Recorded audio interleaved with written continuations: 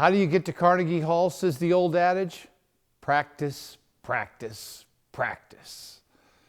And the character trait that we hope to develop in the face of adversity is resilience, the ability to bounce back from failure or setback, disappointment and grief, to thrive in the midst of adversity. Christians have the example of Jesus. He's depicted in the gospel as a person of high moral purpose, a person of spiritual depth. He's tried unjustly. People put words in his mouth. The authorities accuse him of being a threat to the stability of the social order, and they sought a way to have him dispatched. Unjustly charged, he's humiliated, beaten, mocked, and finally tortured to death. And he's innocent of any specific charge. These are things in his life that are just beyond his control, just as there are arbitrary things in your life that you were born into that are really beyond your control. I'm sorry you have so many relatives that have suffered from addiction, and now you have to deal with your addictive issues. I'm sorry that depression runs in your people. I'm sorry that you were born into a racist society as an African American. I'm sorry for those Syrians that are born in social chaos and violent civil war. And you're sorry for yourself as well. I'm quite sure you know what you're sorry about, because it's what you think about when you're with your own thoughts and you tell yourself about what you didn't get, what you wish you had, what you wish you'd been born with. And dealing with that part of yourself is actually one of the hardest things we have to do in our own personal development.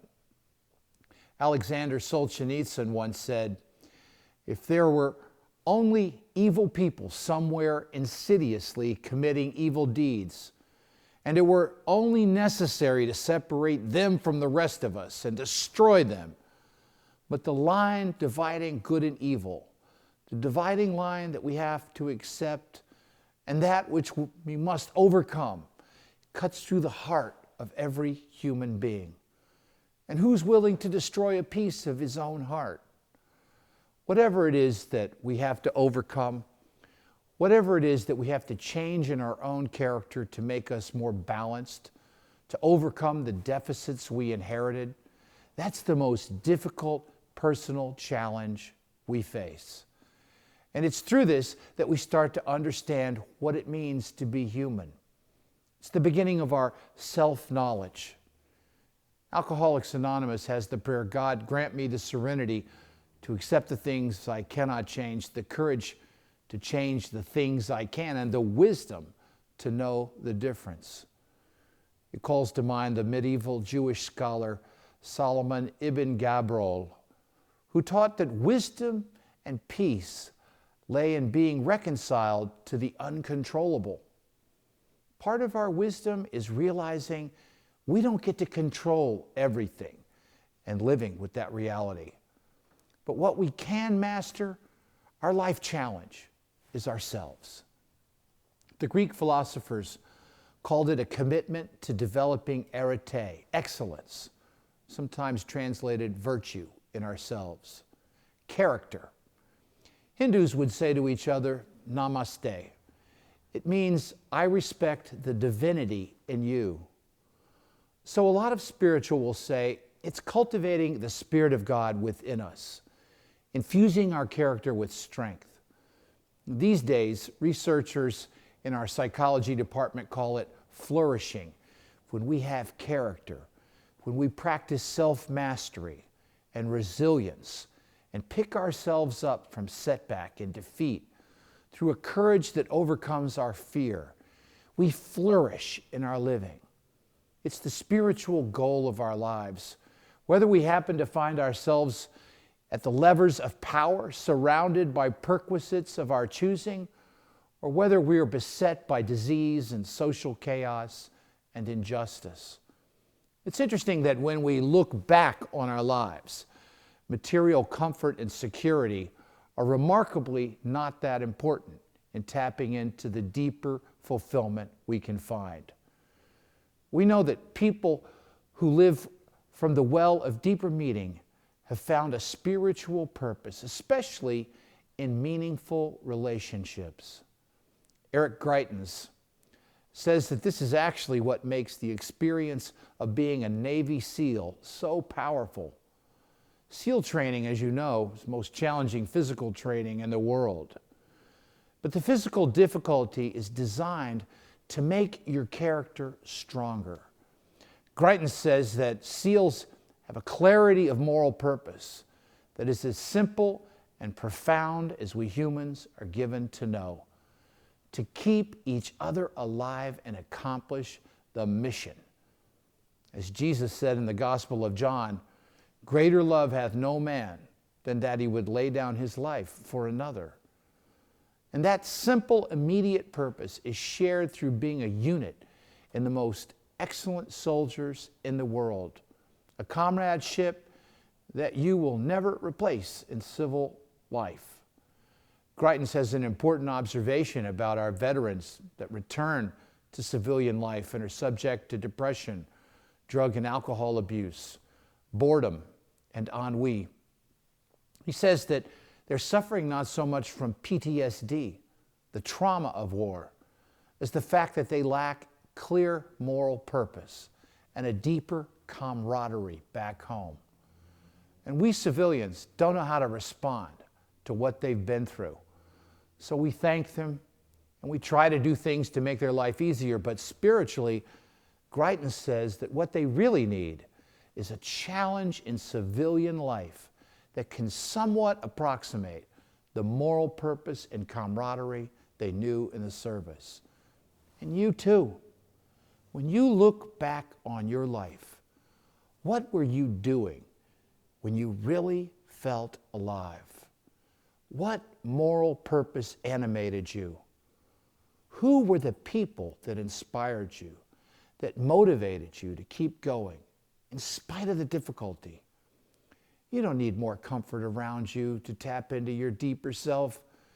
You don't need half of the diversions you deploy in your weekly routine. You don't need more alcohol or drugs that give you a short break from your tensions and anxieties that attend your life. What are you doing here, now? May you be blessed with new meaning. May you deploy courage in the face of the headwinds of your life and overcome your fears with renewed purpose. May you become a more resilient person and flourish in spite of it all. Amen.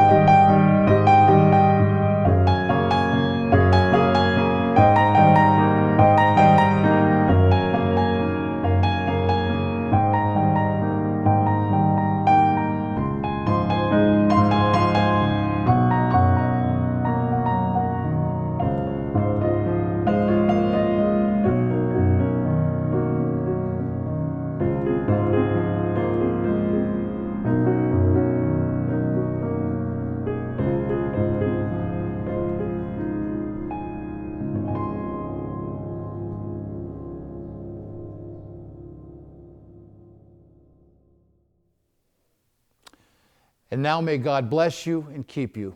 May God make his face to shine upon you. May God lift up her countenance upon you and be gracious unto you. May God grant you peace. Amen. Great.